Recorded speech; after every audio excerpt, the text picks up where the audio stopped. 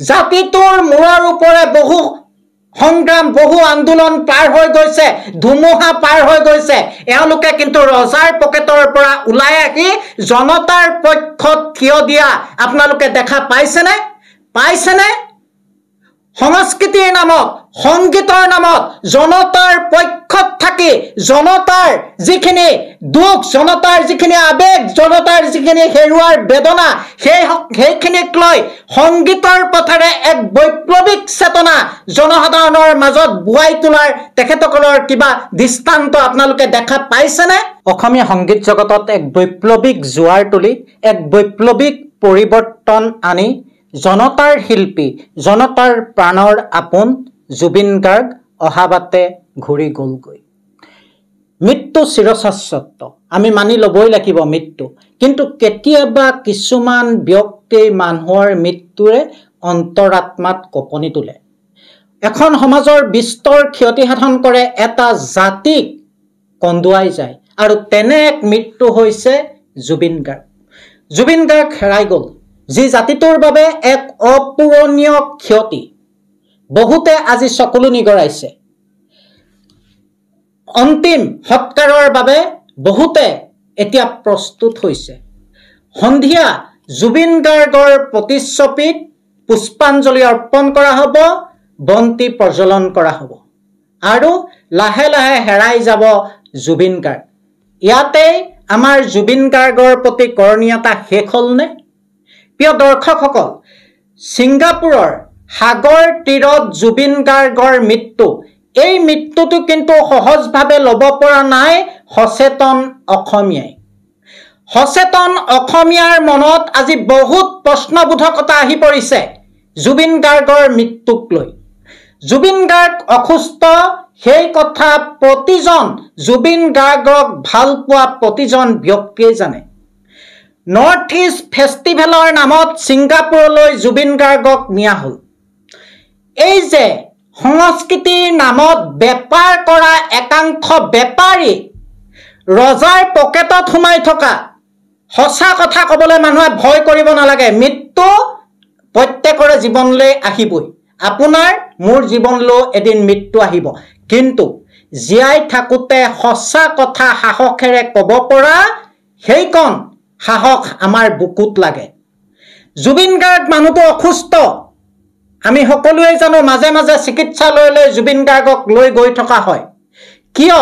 তেনে এজন অসুস্থ শিল্পীক, জনতাৰ প্ৰাণৰ শিল্পীক এইবাৰ ছিংগাপুৰৰ নৰ্থ ইষ্ট ফেষ্টিভেললৈ নিনিয়াকৈ নোৱাৰিলে হ'লেনে?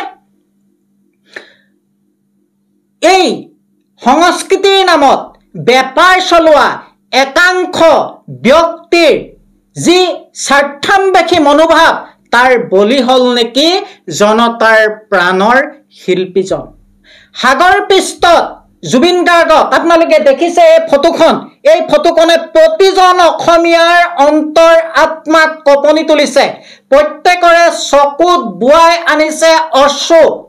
কেনেকৈ জুবিন গাৰ্গক তুলি অনা হৈছে আপোনালোকে লক্ষ্য কৰক। য'ত জানিব পৰা মতে কাষত নাছিল তেখেতৰ সহধৰ্মিনী গৰিমা বৌ। আৰু হয়তো গৰিমা বৌক যদি লগত থাকিলে হ'লে, তেনেহ'লে জুবিন গাৰ্গক আমি হয়তো হেৰুৱাব নালাগিলেহেঁতেন। এজন অসুখীয়া, শাৰীৰিকভাৱে দুৰ্বল ব্যক্তিক কিয় এনেদৰে এৰি দিয়া হ'ল? জুবিন গাৰ্গৰ মনটো শিশুসুলভ, আমি সকলোৱে জানো। তাৰ পিছতো যিসকলে দায়িত্ববোধ থকা ব্যক্তি, সেইসকলে ভাবি চোৱাৰ প্ৰয়োজন আছিল যে জুবিন গাৰ্গক আমি এনেধৰণে সাগৰ পৃষ্ঠত এৰি দিয়াটো সমীচীন নহয়। সংস্কৃতিৰ নামত দালাল কৰা এইসকলক অসমীয়া ৰাইজে আজিৰ দিনটোত অন্তত আপোনালোকে নিজক প্ৰশ্ন কৰক।